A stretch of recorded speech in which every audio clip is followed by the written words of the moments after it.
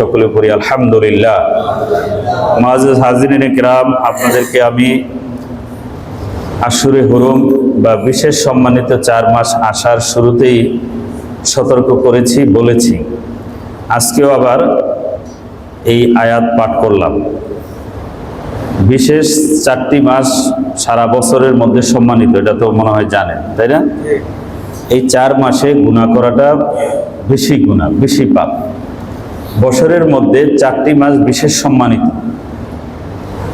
সালাসুম মুতাওয়ালিয়াত, 3টা মাস লাগাতার, যুলকাদা, যুলহিজ্জা, মুহররম।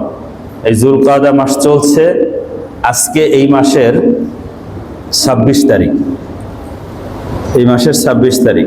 এই 3 মাস ধারাবাহিক আশুরে হুরুম। সারা বছরের মধ্যে এই 4টা মাস বিশেষ সম্মানিত মাস। আল্লাহ পাক বলেছেন, ফালা তাজলিমু ফিহিন্না আনফুসাকুম। এই মাসগুলোর মধ্যে তোমরা কোনো জুলুম করো না, কোনো পাপ অন্যায় কাজ করো না। এই মাসে পাপ করা বেশি পাপ, অন্য মাসের তুলনায় বেশি জঘন্য। আরেকটা মাস হলো রজব, যেটা শাবান মাসের আগে, সেই রজব মাস। এই আশুরে হুরুমের মধ্যে আবার বিশেষ একটা সময় বেশি সম্মানিত। সেই সময়টা হলো আগামী মাস যে আসতেছে জিলহজ মাস। এই জিলহজ মাসের প্রথম 10 দিন, জিলহজ মাসের প্রথম 10 দিন আবার বেশি সম্মানিত। এই 10 দিন হলো ওই 10 দিন যেই 10 দিন মুসা আলাইহিস সালামকে অতিরিক্ত আল্লাহ পাক রব্বুল আলামিন ইবাদতের জন্য নির্দেশ দিয়েছিলেন তুর পাহাড়ে। মুসা আলাইহিস সালাম, আপনারা জানেন, 30 দিনের জন্য তুর পাহাড়ে গিয়েছেন তাওরাত আনতে আল্লাহর কাছে। পরবর্তীতে আল্লাহ পাক রব্বুল আলামিন আরো 10 দিন বৃদ্ধি করেছেন। এই 10 দিন হলো জিলহজ মাসের প্রথম 10 দিন। জিলকদের 30 দিন ছিল, আর জিলহজ মাসের প্রথম 10 দিন। জিলহজের এই প্রথম 10 দিন সারা বছরের মধ্যে আমলের জন্য শ্রেষ্ঠ দিন, আমলের জন্য শ্রেষ্ঠ দিন নেই। এই 10 দিনের মধ্যে আবার শ্রেষ্ঠ হলো আইয়ামে তাশরিকের দিন, যেই 5 দিন হজের 5 দিন। সেটা হলো 9 জিলহজ, 10 জিলহজ, 11, 12, 13 জিলহজ। এই 5 দিন আবার বিশেষ সম্মানিত। এই 5 দিন আইয়ামে তাশরিক বলা হয়, এবং এই 5 দিন হলো হজের দিন। এই 5 দিনে আবার ওমরা করা নিষেধ। এই 5 দিন হলো বড় হজের দিন। এই 5 দিন আবার বিশেষ সম্মানিত। এই 5 দিনের মধ্যে আবার শ্রেষ্ঠ একটা দিন আছে। সেই দিন কোন দিন? আরাফার দিন। সাইয়্যিদুল আইয়াম ইয়াউমুল আরাফা। আরাফার দিন আবার সর্বশ্রেষ্ঠ দিন। তাহলে বছরের মধ্যে শ্রেষ্ঠ 4 মাস, এই 4 মাসের মধ্যে শ্রেষ্ঠ 10 দিন, 10 দিনের মধ্যে আবার শ্রেষ্ঠ আইয়ামে তাশরিকের দিনগুলো, আবার আইয়ামে তাশরিকের দিনগুলোর মধ্যে শ্রেষ্ঠ দিন ইয়াউমুল আরাফা। এই দিনগুলো আমাদের সামনে আসতেছে। সুতরাং একটা এত বড় সুবর্ণ সুযোগ এবং অফার ইবাদতের জন্য আমাদের সামনে আসছে, এই বিষয়টা আলোচনা হলো আজকে সবচেয়ে বেশি আলোচনার বিষয়। আল্লাহ পাক রব্বুল আলামিন এই দিনগুলো উম্মতের জন্য শ্রেষ্ঠ দিন করেছেন। কোরআনুল কারীমে সূরাতুল ফজর আমি পড়েছি। এই সূরাতুল ফজরের শুরুতে আল্লাহ এই সময়গুলোর কসম করেছেন, ওয়াল ফাজরি ওয়া লায়ালিন আশর, শপথ ফজরের, ওয়া লায়ালিন আশর, এবং শপথ এবং কসম করছি 10 রাতের, ওয়াশ শাফঈ ওয়াল ওয়াতর, এবং কসম হলো জোর এবং বেজোরের। 10 রাত কোন দিন? জিলহজের 1 তারিখ থেকে 10 তারিখের এই 10 রাত। প্রত্যেক দিনের রাত শবে কদরের সমান। বলেন সুবহানাল্লাহ। প্রতিদিন একদিনের রোজা 1 বছরের রোজার সমান। বলেন সুবহানাল্লাহ। এমন ফজিলত। এবং ওয়াশ শাফঈ ওয়াল ওয়াতর, আল্লাহ বলেন আমি শপথ করছি বেজোর দিনের আর জোর দিনের। বেজোর দিন কোনটা? আরাফার দিন 9 তারিখ। আর জোর দিন কোনটা? জিলহজের 10 তারিখ। জোর এবং বেজোর এই শপথ করেছেন, 10 রাতের আল্লাহ কসম করেছেন। কোনো বিষয়ে আল্লাহর কসম করার দরকার নাই, আল্লাহ বললেই যথেষ্ট। তারপরেও কোনো বিষয়কে যখন শপথ বাক্য দিয়ে আল্লাহ উল্লেখ করেন, এটা ওই বিষয়ের সিগনিফিকেন্ট ওই বিষয়ের গুরুত্ব, ওই বিষয়ের তাৎপর্য, ওই বিষয়ের মাহাত্ম্যকে প্রকাশ করে। সুতরাং এই সামনের 10 দিন শ্রেষ্ঠ দিন আসতেছে। এই ব্যাপারে হাদিসে অসংখ্য হাদিস আছে। আপনাদের সামনে আমি তিরমিজি শরীফের একটা হাদিস ইনশাআল্লাহ আলোচনা করব। এবং হুজুর আকরাম সাল্লাল্লাহু আলাইহি ওয়াসাল্লাম যে হাদিসটি বলেছেন, হাদিসটি হলো মা মিন আইয়ামিন আহাব্বু ইলাল্লাহ আন ইউতাআব্বাদা লাহু ফিহা মিন আশরি যিলহিজ্জা ইয়াদিলু সিয়ামু কুল্লি ইয়াওমিন মিনহা বিসিয়ামি সানা ওয়া কিয়ামু কুল্লি লাইলাতিন মিনহা বিকিয়ামি লাইলাতিল কদর। ما من أيام أحب إلى الله أن يتعبد له فيها من 10 ذي الحجة। জিলহজ মাসের 10 তারিখের চেয়ে আল্লাহর ইবাদত করার কোনো শ্রেষ্ঠ আর দিন নাই। আল্লাহর ইবাদত করার জন্য, আল্লাহর ইবাদতের জন্য সবচেয়ে প্রিয়, সবচেয়ে পছন্দনীয় জিলহজের প্রথম 10 দিন, এর চেয়ে শ্রেষ্ঠ কোনো দিন নাই। এক সাহাবী জিজ্ঞেস করছেন, ওয়ালাল জিহাদু ফি সাবিলিল্লাহ, ইয়া রাসূলুল্লাহ, আল্লাহর রাস্তায় জিহাদ করাও কি এর চেয়ে শ্রেষ্ঠ নয়? হুজুর সাল্লাল্লাহু আলাইহি ওয়াসাল্লাম বললেন যে লা, আল্লাহর রাস্তায় জিহাদও এর চেয়ে শ্রেষ্ঠ নয়। তবে কোনো ব্যক্তি যদি আল্লাহর রাস্তায় জিহাদে বের হয়, তার জানমাল নিয়ে সব সেখানে খুইয়ে দিয়েছে ইসলামের জন্য, নিজের জীবনটাও দিয়ে শহীদ হয়ে গেছে, সেই ব্যক্তির কথা আলাদা, যে জীবনটাও দিয়ে দিছে, তার আমল শ্রেষ্ঠ। এছাড়া এই 10 দিনের আমলের চেয়ে শ্রেষ্ঠ কোনো আমল নয়, এমনকি জিহাদও এর চেয়ে শ্রেষ্ঠ আমল নয়। কিরকম শ্রেষ্ঠ? হুজুর সাল্লাল্লাহু আলাইহি ওয়াসাল্লাম বলেন, সিয়ামু কুল্লি ইয়াউমিন মিনহা বিসিয়ামি সানা। এই সময়ের প্রত্যেক দিনের রোজা 1 বছর রোজার সমান সওয়াব। প্রতিদিনের সিয়াম 1 বছর সিয়ামের সমান। কিয়ামু কুল্লি লাইলাতিন মিনহা বিকিয়ামি লাইলাতিল কদর। এবং প্রতিদিনের রাতের ইবাদত লাইলাতুল কদরে ইবাদত করার সমান সওয়াব। দেখেন, লাইলাতুল কদর প্রতি রাত, একেবারে 10 রাতই লাইলাতুল কদর। এই জন্য ওয়ালায়ালিন আশর, আল্লাহ এই 10 রাতের কসম করেছেন। রমজান মাসে রমজান আছে, লাইলাতুল কদর আছে, কিন্তু রমজান মাসে কিন্তু হজ নাই। হজ আছে? রমজান মাসে হজ নাই, রমজান মাসে কুরবানি নাই। কিন্তু এই 10 দিনের মধ্যে রোজাও আছে, লাইলাতুল কদরের সওয়াবও আছে, হজও আছে, কুরবানিও আছে, তাকবীরে তাশরিক আছে। সকল ইবাদতের সমন্বয় এবং কম্বিনেশন এই 10 দিনের মধ্যে আল্লাহ করে দিয়েছেন। এই জন্য 10 দিনের শপথ করে আল্লাহ বলছেন। আব্দুল্লাহ ইবনে আব্বাস রাদিয়াল্লাহু তাআলা আনহু বলেন, এই যে 10 রাতের আল্লাহ কসম করেছেন, এই 10 রাত হলো জিলহজের প্রথম এই 10 রাত, যেটা আমাদের সামনে আসতেছে। বিরাট এক সুবর্ণ সুযোগ আমাদের জন্য আল্লাহ পাক রব্বুল আলামিন নিয়ে আসতেছে। এর মধ্যে আবার বলছি যে শ্রেষ্ঠ হলো আরাফার দিন, সাইয়্যিদুল আইয়াম ইয়াউমুল আরাফা। আরাফার এক দিনের রোজা, সিয়ামু ইয়াউমি আরাফা আহতাসিবু আলাল্লাহ আইয়ুকাফিরা সানাতাল্লাতী ক্বাবলাহু ওয়াস-সানাতাল্লাতী বা'দা। আরাফার দিনের রোজা রাখলে 1 বছর, গত 1 বছর এবং আগামী 1 বছরের গুনাহ মাফ হয়ে যাবে। সুবহানাল্লাহ। যত আমল আছে গুনাহ মাফ হয়। এই গুনাহ মাফ হয় কোন গুনাহ? পিছনের গুনাহ, সামনের গুনাহ মাফ হয় না। কিন্তু আরাফার দিনের রোজা এমন রোজা, যে রোজার দ্বারা শুধু পিছনের গুনাহই মাফ হয় না, আগামী সামনের 1 বছরের গুনাহ আল্লাহ মাফ করে দেবেন। সুবহানাল্লাহ। তাহলে আমাদের সামনে এই সুযোগ আসতেছে, আমরা ইনশাআল্লাহ এই যে আগামী, আজকে 26 তারিখ সোমবার, আগামী সোমবার হয়তো বা চাঁদ উঠতে পারে, 29 তারিখ যেহেতু সোমবার, এর মঙ্গলবার থেকে রোজা শুরু হবে। চাঁদ দেখে আমরা নিশ্চিত হব, তো মঙ্গলবার বুধ যেটাই হয়, মঙ্গলবার থেকে ইনশাআল্লাহ আমরা চেষ্টা করব 9টা রোজা রাখার জন্য। চেষ্টা করলে কঠিন কিছু না। যারা শারীরিক পরিশ্রম করে তাদের একটু কষ্ট হতে পারে, এছাড়া বাকি মানুষ যারা আছি আমরা একদিনের রোজা 1 বছরের রোজার সমান সওয়াব আমরা প্রত্যেকেই চেষ্টা করব এই রোজাগুলো রাখতে ইনশাআল্লাহ। ঠিক আছে তো ইনশাআল্লাহ? বিশেষভাবে আরাফা রোজা তো অবশ্যই রাখবো, আরাফা রোজা অবশ্যই রাখবো। এই সময়ের মধ্যে আমাদের সামনে বেশ কিছু আমল আছে, আমি এই আমলগুলো আপনাদের সামনে ইনশাআল্লাহ ধারাবাহিকভাবে আলোচনা করব। প্রথমত আমরা যে কাজ করব, 1 নম্বরে আমরা এই চাঁদটা খুঁজব। চাঁদ খোঁজা, চাঁদ দেখা, এটা একটা সুন্নাহ। আমরা আরবি মাস কবে কখন আসে আর যায় খবরই রাখি না। সোমবারে চাঁদ ওঠার সম্ভাবনা আছে, আমরা চাঁদটা দেখব এবং চাঁদ খুঁজব, খোঁজাও সুন্নাহ। এবং আমরা দোয়া পড়ব, আল্লাহুম্মা আহিল্লাহু আলাইনা বিল আমনি ওয়াল ঈমানি ওয়াস সালামাতি ওয়াল ইসলামি রব্বি ওয়া রাব্বুকাল্লাহ। এই দোয়াটা পড়তে চেষ্টা করব, অথবা শিখে নেব, অথবা কাউকে দিয়ে পড়ায় নিব যারা না পারি। প্রথম চাঁদ দেখব।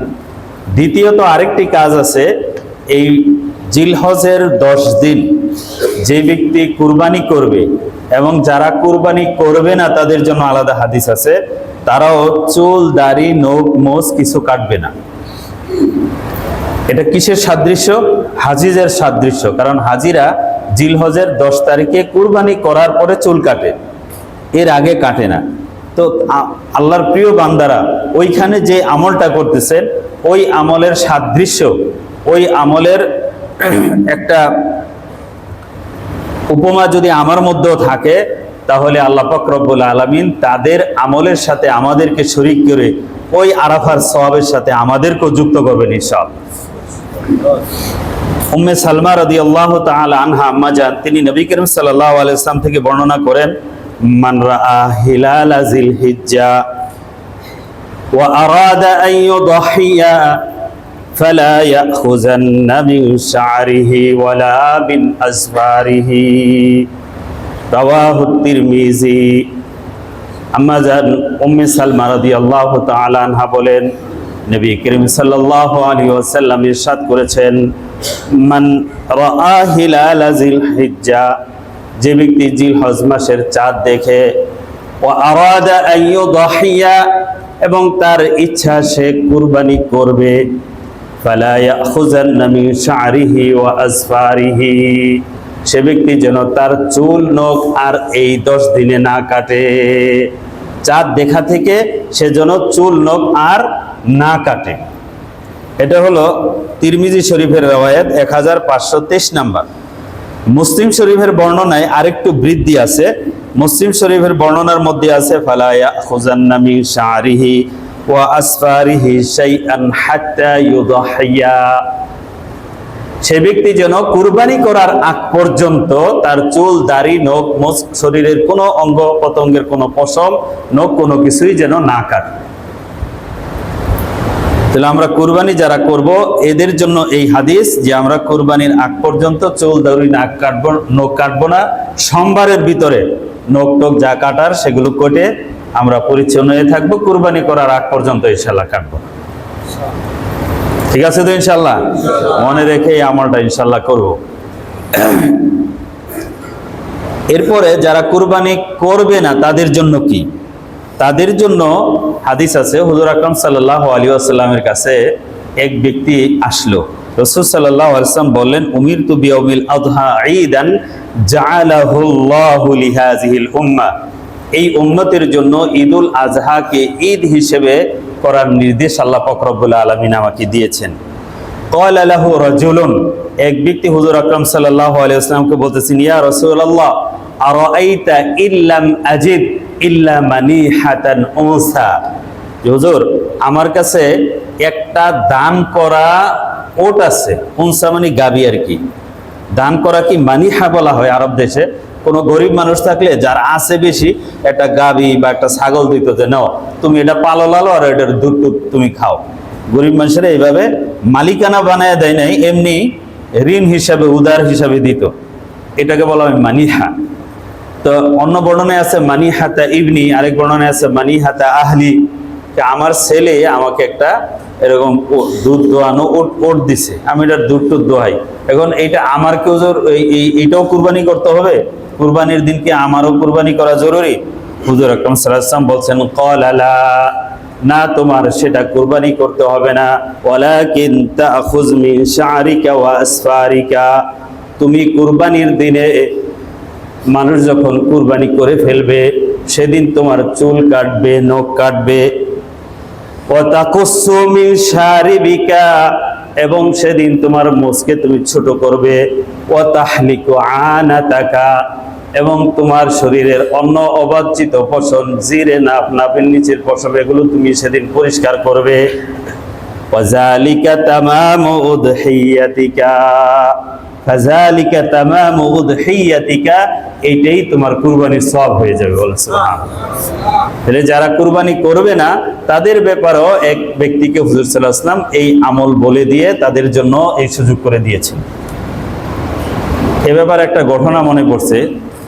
আশরাফ আলী থানভী রহমতুল্লাহি আলাইহির একজন খুব বুজুর্গ মুরিদ ছিল, খাজা আজিজুল হাসান মজজুব রহমতুল্লাহি আলাইহি। অনেক বড় বুজুর্গ, তিনি তৎকালীন সময়ে ডিসি ছিলেন, কিন্তু বুজুর্গ এত বড় আল্লাহর ওলি ছিলেন যে তার আল্লাহর ওলির তার পায়া মাপা বড় বড় আলেমরাও তার সমতুল্য না। ওনার অনেক অকে আছে, সেদিকে যাব না। অনেকে একবার জিজ্ঞেস করছে একজন যে আপনি আল্লাহর কাছে কি আমল পেশ করবেন, কোন আমলটা আপনার পছন্দ? তো এই জন্য প্রশ্ন করছে যে ওনার ভালো আমল কোনটা, এটা জানার জন্যে। কিন্তু আল্লাহর নেক বান্দারা ওলিরা তারা বড় বড় আমলকেও কি মনে করতো, নিজের জন্য খুব ছোট আমল মনে করত। এই জন্য উনি আর কোনো বড় আমল বলে নাই। দেখো আমি আল্লাহর কাছে দাড়িগুলা দইরা দেখাইছি যে আমার এই দাড়িগুলা দেখাবো, যে আল্লাহ আমি তো কিছু করতে পারি নাই, আপনার নেক বান্দাদের যে সুরত, এই সুরতটা আমি ধরছি, আমার এই সুরতের কারণে মাফ করে দেন। বলেন সুবহানাল্লাহ। তেরে মাহবুব কি আরব शबाहत लेकर आया हो, हकीकत तो कर दे इसको, मैं तो सूरत लेकर आया हो। হে আল্লাহ, আপনার প্রিয় বান্দাদের সাদৃশ্য সুরত আমি ধারণ করেছি, তাদের মতো হাকিকি বুজুর্গ আল্লাহওয়ালা হতে পারি নাই, এই সুরত ও সাদৃশ্যকে আল্লাহ আপনি হাকিকতে পরিণত করে দেন। সুবহানাল্লাহ।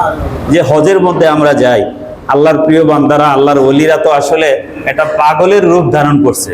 কারণ পোশাক মানুষের আভিজাত্যকে প্রকাশ করে, মানুষের পরিচয়কে বহন করে, তার ইউনিফর্ম তার ক্লাসকে রিপ্রেজেন্ট করে, যে তার পোশাক আশাক দেখে বোঝা যায় সে কি ধরনের মানুষ। কিন্তু আল্লাহ পাক রব্বুল আলামিন কি করেছেন, পোশাকের এই পরিচয়কে হজের মধ্যে তুলে দিয়েছেন। না, পোশাক এখানে চলবে না। তুমি যত বড়ই হও, তুমি নিচে নেমে আসে গরিবের কাতারে আসো। গরিবকে বলেছেন তুমি যত গরিবই হও, তুমি উপরে উঠে ধনীদের কাতারে এক কাতারে সমান্তরাল হও। তুমি আজকে ছোট নও, বড়রা তোমরা আজকে বড় নও। আমার সামনে একটাই পরিচয়, আমি মালিক আর তুমি গোলাম। এই মালিক আর গোলামের পরিচয় ছাড়া এখানে অন্য কোনো পরিচয় চলবে না। এজন্য ভাষার আভিজাত্য বাদ, একই ভাষা একই স্লোগান, লব্বাইক আল্লাহুম্মা লব্বাইক, লব্বাইক লা শারীকা লাক লব্বাইক, ইন্নাল হামদা ওয়ান নি'মাতা লাকা ওয়াল মুলক লা শারীকা লাক। সবার এক কথা, সবার এক পোশাক। এই যে একটা সাম্য, এই যে একটা মৈত্রী, আল্লাহ পাক রব্বুল আলামিন এই সাম্যের শিক্ষা হজের মধ্যে দিয়েছেন। এই জন্য হজ এমন একটা ইবাদত যার মাধ্যমে আল্লাহ পাক রব্বুল আলামিন মানুষকে একটি মেসেজ দিয়েছেন যে এখানে আমার সামনে তুমি গোলাম ছাড়া, বান্দা ছাড়া কারো ভিন্ন কোনো পরিচয় এখানে গ্রান্টেড না, ভিন্ন কোনো পরিচয় এখানে তুলে ধরা যাবে না। এই জন্য সাদৃশ্য, এই সুরত সাদৃশ্যটা ধরতেন আল্লাহর ওলিরা, আল্লাহর প্রিয় বান্দারা। কাপড় সুগন্ধি লাগানো যাবে না, সাবান ব্যবহার করা যাবে না, কোনো সাজগোজ নাই। একটা পাগলের বেশ, একটা উম্মাদের বেশ ধরা। কিসের পাগল? আল্লাহর পাগল। যে আল্লাহ আমি দুনিয়ার পোশাক খুলে ফেলেছি, আসলে দুনিয়াকেই আমার থেকে আমি বিসর্জন দিয়েছি, আমি আপনার জন্য হয়ে গেছি। এই পোশাকই হবে আমার শেষ যাত্রার পোশাক। নিজেকে আল্লাহর সামনে এইভাবে বিনয়ের সাথে উপস্থাপন করার জন্য এই দৃশ্য।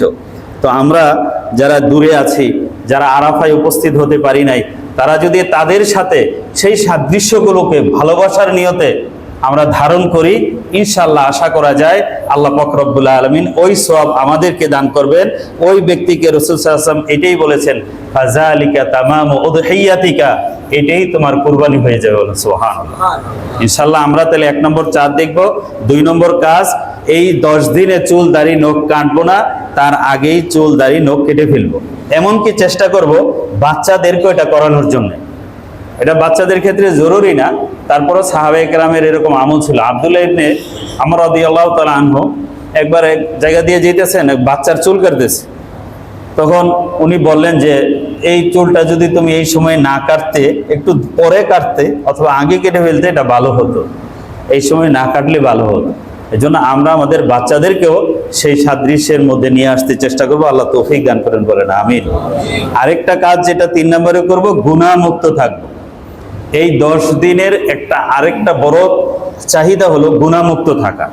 আল্লাহ বলছেন এই সময়ের মধ্যে ফালা তাজলিমু ফিহিন্না আনফুসাকুম, এই সময়ে তোমরা নিজেদের উপর জুলুম করো না, গুনাহ করো না, গুনাহ থেকে বেঁচে থাকো।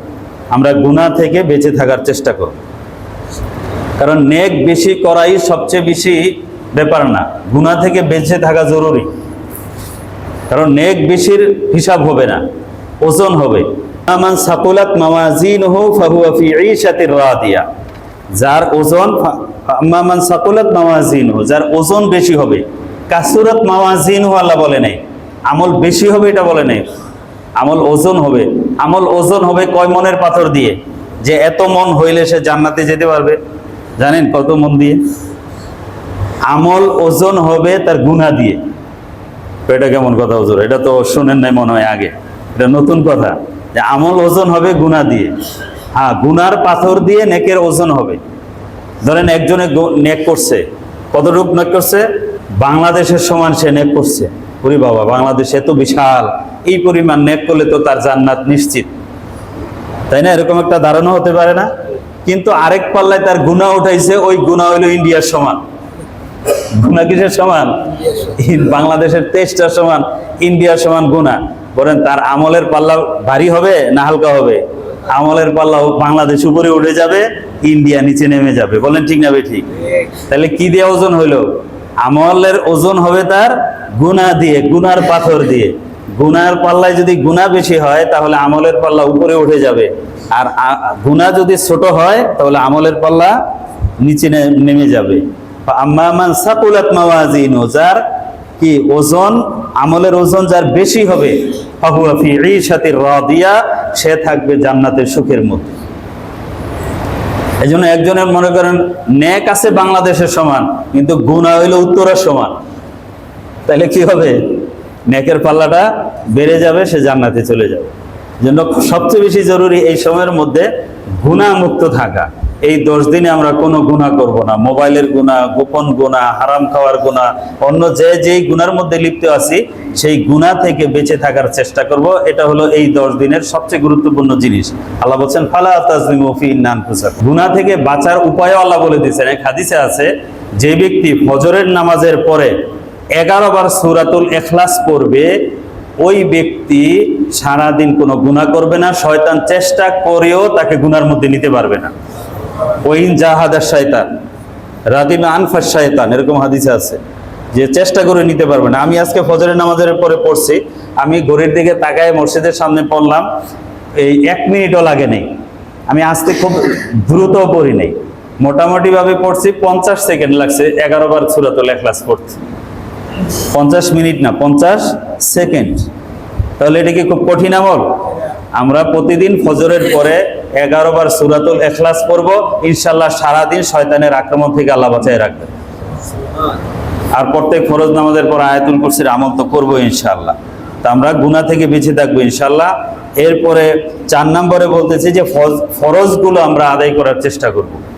ফরজগুলো আমরা আদায় করার চেষ্টা। বর্তমানে রাত ছোট, এদিক থেকেও এশার নামাজ হয় একেবারে 9টা, 9:15টায়, আবার ফজরও হয়ে যায় 5টার আগে। রাতটা অনেক ছোট হয়ে গেছে, অনেক মানুষ ফজরে আসতে পারে না, এটা দুঃখজনক। আমরা ঘুমাই ওই আগের হিসাবে। এখন আগের মতো করে 12টা 1টায় ঘুমাইলে চলবে না, এখন ঘুমটা একটু আগে নিয়ে আসতে হবে, এগিয়ে ঘুমাতে হবে। কারণ আমরা যদি ফজর এবং এশা এই 2 নামাজ যদি জামাতে পড়তে পারি, সারা রাত ইবাদতের সওয়াব দান করবেন। সুবহানাল্লাহ। মান সাল্লাল ইশা ফি জামাআতিন ফাকান্নামা সাল্লা নিসফাল লাইল, যে ব্যক্তি এশার নামাজ জামাতের সাথে পড়ে সে যেন অর্ধ রাত্রি ইবাদতে কাটিয়ে দিল। বলেন সুবহানাল্লাহ। মান সাল্লাল ফাজরা ফি জামাআতিন ফাকান্নামা সাল্লাল লাইলা কুল্লা, আর যে ব্যক্তি ফজরের নামাজও জামাতের সাথে পড়লো সে যেন সারা রাত্র ইবাদতের মধ্যে কাটিয়ে দিল। সারা রাত ইবাদতের মধ্যে কাটবে। এজন্য আমরা যারা রাত ওঠা কষ্ট, যেন শোয়ার আগে ওযু করে অন্তত 4 রাকাত নামাজ পড়ে শুভ। যেহেতু প্রত্যেকটা রাত শবে কদরের সমান, এই নিয়তে শবে কদরের সওয়াব পাওয়ার নিয়তে যে আমার অফিস আছে, কাজ আছে, সকালে উঠতে হয়, দিনে ঘুমানোর সুযোগ নাই, তাহলে আমি আল্লাহ এই তাহাজ্জুদের নিয়তে প্রতিদিন আমি এই নামাজটা পড়লাম, আল্লাহ আপনি কবুল করেন। এই 4 রাকাতের বিনিময়ে ইনশাআল্লাহ প্রত্যেক রাত শবে কদরের সওয়াব আল্লাহ দান করে দিবেন। এক শবে কদর কত? 83 বছর 4 মাস। তাহলে 10 শবে কদর কত হিসাব করেন। ইনশাআল্লাহ আমরা এটা করার চেষ্টা করবো তো ইনশাআল্লাহ। সবার আগে 4 রাকাত এই বাকি 10 দিন, অর্থাৎ আগামী মঙ্গলবার থেকে যখন শুরু হবে 10 দিন আমল করার চেষ্টা করবো। আরেকটা আমল মনে পড়ছে, ভুলে গেছিলাম। কেউ যদি জিলহজের চাঁদ ওঠার খবর পেয়ে, এই যে ওয়াল ফাজরি ওয়া লায়ালিন আশর যে সূরাটা পড়ছি, এই সূরাটা 7 বার পড়ে। কয়বার? 7 বার। জিলহজের চাঁদ শোনার সাথে সাথে যারা কোরআন শরীফ পড়তে পারেন, 7 বার ওয়াল ফাজরি পড়তে 10 মিনিটও লাগবে।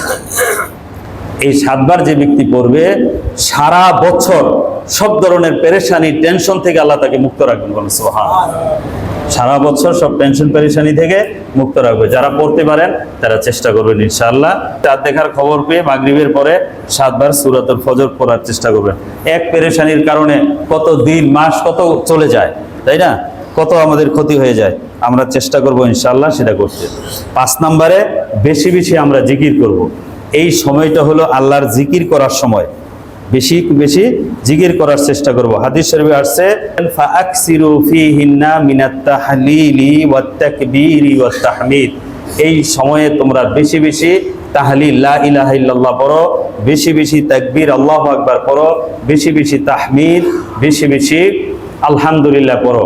অন্য বর্ণনায় আছে তাসবিহ, বেশি বেশি সুবহানাল্লাহ পড়ো।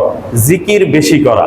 শরীফে আছে ওয়াজকুরু ইসমাল্লাহ ফি আইয়ামিন মা'লুমাত। নির্দিষ্ট সময়ে তোমরা আল্লাহকে বেশি স্মরণ করো। এই নির্দিষ্ট সময় হলো এই 10 দিন, যেই দিনে বেশি আল্লাহকে স্মরণ করতে বলা হয়েছে। সাহাবা একরাম প্রয়োজন ছাড়া বাজারে যেতেন না। আব্দুল্লাহ ইবনে ওমর রাদিয়াল্লাহু তাআলা আনহু তিনি বাজারে ইচ্ছা করে যাইতেন এই সময়ের মধ্যে, যে জোরে জোরে এই তাসবিহগুলো পড়তেন, যেন এই তাসবিহগুলো শুনে সবাই যেন পড়তে থাকে। এই গত হজে মক্কায় যে কাকিয়া বাজার, অনেকেই হয়তো যারা হজে গিয়েছেন, বিশাল পাইকারি বাজার। সেখানে যেয়ে দেখলাম এই রেকর্ডের ছোট্ট মাইক দিয়ে পুরা মার্কেটের মধ্যে সাউন্ড দিয়ে তাকবীর দিয়ে রাখছে, আল্লাহু আকবার, আল্লাহু আকবার, লা ইলাহা ইল্লাল্লাহ, আল্লাহু আকবার, আল্লাহু আকবার, ওয়ালিল্লাহিল হামদ। অলওয়েজ বাজতেছে। এই পুরা 10 দিন তাকবীর তাসবিহ করতেছে, গাড়িতে, তারপরে প্রাইভেট কারে, রেকর্ডে অলওয়েজ এই তাকবীর বাজায় রাখে। এই তাকবীর আমরা বেশি বেশি করব। এই 10টা দিন হলো জিকিরের সময়। এই জিকির আমরা ইনশাআল্লাহ বেশি করব। জিকিরের মধ্যে কোরআন তেলাওয়াত একটা বড় জিকির। যারা হাফেজ সাহেব আছি তারা চেষ্টা করি এই 10 দিনে 1 খতম দেওয়ার। অন্তত গায়রি হাফেজ থাকলে যারা তেলাওয়াত জানি, প্রতিদিন যেন মিনিমাম আমরা 1 পারা এই 10 দিনে পড়ি। এই চেষ্টাটা করবো তো ইনশাআল্লাহ। আল্লাহ সকলকে তৌফিক দান করেন, বলেন আমিন। আরেকটা আমল মনে পড়ছে, আপনাদের বলে দেই। যে ব্যক্তি সকালবেলা 3 বার, মাত্র 3 বার সুবহানাল্লাহিল আযীম ওয়া বিহামদিহি ওয়ালা হাওলা ওয়ালা কুওয়াতা ইল্লা বিল্লাহ। বুখারী শরীফের শেষ হাদিস তো সুবহানাল্লাহি ওয়া বিহামদিহি সুবহানাল্লাহিল আযীম। এই আমলটা এরকম, আগে আযীম, সুবহানাল্লাহিল আযীম ওয়া বিহামদিহি ওয়ালা হাওলা ওয়ালা কুওয়াতা ইল্লা বিল্লাহ। বলেন তো, সুবহানাল্লাহিল আযীম ওয়া বিহামদিহি ওয়ালা হাওলা ওয়ালা কুওয়াতা ইল্লা বিল্লাহ, সুবহানাল্লাহিল আযীম ওয়া বিহামদিহি ওয়ালা হাওলা ওয়ালা কুওয়াতা ইল্লা বিল্লাহ, সুবহানাল্লাহিল আযীম ওয়া বিহামদিহি ওয়ালা হাওলা ওয়ালা কুওয়াতা ইল্লা বিল্লাহ। যে ব্যক্তি ফজরের নামাজের পরে এই তাসবিহ 3 বার পাঠ করবে, সারা দিনে তার কোনো অঙ্গ প্রত্যঙ্গ ফেলিউর হবে না। হার্ট ফেল করে, ব্রেন স্ট্রোক করে, অঙ্গ প্রত্যঙ্গ প্যারালাইজড হয়ে যায়। এই তাসবিহ মাত্র 3 বার ফজরের পরে যে ব্যক্তি পড়বে, সারা দিনে তার কোনো অঙ্গহানি হবে না। কত বড় আমল। আবার সন্ধ্যায় যে ব্যক্তি 3 বার পড়বে, ওই রাতে কোনোদিন তার স্ট্রোক বা কোনো অঙ্গের বিকলাঙ্গ সে হবে না। সুবহানাল্লাহিল আযীম ওয়া বিহামদিহি ওয়ালা হাওলা ওয়ালা কুওয়াতা ইল্লা বিল্লাহ। সুবহানাল্লাহিল আযীম ওয়া বিহামদিহি ওয়ালা হাওলা ওয়ালা কুওয়াতা ইল্লা বিল্লাহ। ফাআকসিরু ফীহিন্না তাহলিল ওয়াত তাসবিহ ওয়াত তাহমিদ ওয়াত তাকবীর। এই সময় তাকবীর তাসবিহ করব। সব সময় পড়ার জন্য এই আমলটা আমরা মুখে তুলে নিব। সেটা কি? সুবহানাল্লাহি ওয়ালহামদুলিল্লাহি ওয়া লা ইলাহা ইল্লাল্লাহু আল্লাহু আকবার। সুবহানাল্লাহি ওয়ালহামদুলিল্লাহি ওয়া লা ইলাহা ইল্লাল্লাহু আল্লাহু আকবার। সুবহানাল্লাহি ওয়ালহামদুলিল্লাহি ওয়া লা ইলাহা ইল্লাল্লাহু আল্লাহু আকবার। হাঁটতে চলতে অলওয়েজ যেন আমাদের মুখে এই তাসবিহটা থাকে। এটা আমরা এই 10 দিন এটা আমাদের জন্য অপরিহার্য করে নিব, লাজিম করে নিব। আল্লাহর ইবাদত করার জন্য এর চেয়ে বড় সময় আর নাই। মোবাইল দেখা, বিভিন্ন অশ্লীল দৃশ্য দেখা, গোপন পাপ গুনাহ করা, এই সময় টোটালি আমরা ছেড়ে দেবো ইনশাআল্লাহ। আল্লাহ তৌফিক দান করেন, বলেন আমিন। এই তাসবিহগুলো পড়ার চেষ্টা করবো তো ইনশাআল্লাহ। 9 তারিখের রোজা, এটা তো বলেছি, আরাফার দিনের রোজা 1 বছর আগের 1 বছর পরের গুনাহ মাফ হয়ে যায়। 6 নম্বর 9 দিনের রোজা, এটা একটা আমল। আবার 9 তারিখের রোজা, এটা বিশেষ আমল। আমরা চেষ্টা করব টোটাল 9টা রোজা রাখার জন্য। ভাই হায়াত অল্প, এই দুনিয়া থেকে যেতে হবে। যার বয়স 50 আপ হয়ে গেছে, আপনার জীবনের অর্ধেকের বেশি সময় চলে গেছে, আর কয়দিন বাঁচবো আল্লাহই ভালো জানে। এই জন্য আরাম আয়েশ করলে চলবে না, কষ্ট করে অর্জন করতে হবে। হুজিবাতিল জান্নাতু বিল মাকার ওয়া হুজিবাতিন নার বিশাহওয়াত। জান্নাতের চতুর্দিকে কষ্ট, জাহান্নামের চতুর্দিকে আরাম। যে আরাম করতে চাইলে আরামসে জাহান্নামে যাওয়া যাবে, কিন্তু জান্নাত আরামসে অর্জন করা যাবে না। এই জান্নাত জাহান্নাম বানানোর পরে জিবরাইল আলাইহিস সালাম বলছেন যে আল্লাহ, আপনি জান্নাত বানাইছেন ভালো, জাহান্নাম কি জন্য বানাইছেন? কে যাবে? কোন পাগলে জাহান্নামে যাবে? কেউ যাবে? এটা কি জন্য বানাইছেন? তখন আল্লাহ বলছেন যে তুমি গিয়ে দেখে আসো। উনি ঘুরে দেখে এসে বলতেছে যে আল্লাহ, আমার তো ভয় হয় যে কোনো মানুষ জান্নাতে যেতে পারবে কিনা। কারণ জান্নাতের আগে চতুর্দিকে আরাম আয়েশ, যেভাবে মন চাহি জিন্দেগি পালন করো, যেমনি খুশি এমনি চলো, আরামসে তুমি জান্নাতে চলে যাবে, জাহান্নামে চলে যাবে, কোনো কষ্ট হবে না। জান্নাতের চতুর্দিকে কষ্ট, পেরেশানি, প্রতিকূলতা, অনেক কিছু দিয়ে ঢেকে আছে। এটা ডিঙে সেখানে যাওয়াটা বড় কঠিন হয়ে যাবে। যেন হুজিবাতিল জান্নাতু বিল মাকার, জান্নাতকে ঢেকে দেওয়া হয়েছে কষ্ট দিয়ে। হুজিবাতিন নারু বিশাহওয়াত, আর জাহান্নামকে আবৃত করে দেওয়া হয়েছে শাহওয়াত, মন চাহি জিন্দেগি দিয়ে। জাহান্নামে যেতে হলে মন চাহি জিন্দেগি যথেষ্ট, জান্নাতে যেতে হলে রব চাহি জিন্দেগি অপরিহার্য। রব চাহি জিন্দেগি ছাড়া জান্নাতে যাওয়া যাবে না। এই জন্য কষ্ট করতে হবে। একটু কষ্ট না করলে আপনি বিশাল আরামের জান্নাত, এত কোটি কোটি বছরের শান্তির জায়গা কেমনে অর্জন করবেন? এখন যদি বলা হয় যে আগামী 10 দিন যারা নিয়মিত মসজিদে নামাজ পড়বে, রাত 10 দিন মসজিদে কাটাবে, 1 লক্ষ টাকা দেওয়া হবে, দেখেন নাম লেখানোর জন্য ভিড় করে যাবে মাদ্রাসার অফিসে, মসজিদে। বলেন ঠিক না বেটি? 1 লক্ষ টাকা মাত্র, খুব বেশি টাকা না। ধনীদের কাছে 1 লক্ষ টাকা 1000 টাকার সমান। তাহলে এত প্রতিযোগিতা লাগবে, আর এত অফার। প্রত্যেক রাত সবে কদরের রাত, প্রত্যেক দিন কিসের 1 বছর রোজার সমান সব। কত বড় সুযোগ! তো এই যে গুনাহ বলছি, গুনাহ আমরা কমাইতে হবে। গুনাহ কমানো আবার সহজ। আর তাইবু মিনাজ যামবি কামান লা যামবা লাহু, যে গুনাহ থেকে তওবা করবে তার সমস্ত গুনাহ ডিলিট হয়ে মুছা শেষ হয়ে যাবে। সুবহানাল্লাহ। দুনিয়ার এই যে আমাদের র্যাব, এবিবিএন, পুলিশ বাহিনী, এরা কি করে? অপরাধী খোঁজে। কি জন্য? শাস্তি দেওয়ার জন্য। মা বাবাও সন্তান অপরাধ করলে খোঁজে কি জন্য? শাস্তি দেওয়ার জন্য। আর আল্লাহ অপরাধীদের খোঁজে মাফ করে দেওয়ার জন্য। আল্লাহ অপরাধীদের কি জন্য খোঁজে? ক্ষমা করে দেওয়ার জন্য। শেষ রাতে আইসা ডাকে, এই কে আছো, আমার কাছে ক্ষমা চাও, তুমি যা করছো আমি ক্ষমা করে দিব। মানুষ ঘুমায় থাকে, কেউ নেয় না। তখন আল্লাহ এই রহমত পাহাড় পর্বত গাছপালার মধ্যে দিয়ে তারপরে রাত্রে সমাপ্ত হয়ে যায়। দুনিয়ার বাহিনীরা খোঁজে অপরাধকে ধৈরা শাস্তি দিবে, আল্লাহ অপরাধীদের খুঁজে বেড়ায়, ধৈরা আইনা মাফ করে দিবে। বলে সুবহানাল্লাহ। তো এই সময় সামনে কুরবানির আমল আছে, তাকবীরে তাশরিকের আমল আছে, এই সময় হজের আমল আছে। এই বিষয়ে ইনশাআল্লাহ সামনে আলোচনা করব। আল্লাহ পাক রব্বুল আলামিন এই 10 দিনকে সুবর্ণ সুযোগ মনে করে কাজে লাগানোর তৌফিক আমাদের দান করেন, বলেন আমিন। এই 10 দিনে যেন আমরা গুনাহকে মাফ করে, নেক করে একেবারে জান্নাতের উপযুক্ত বান্দা হয়ে যেতে পারি, আল্লাহ তৌফিক দেন, বলেন আমিন।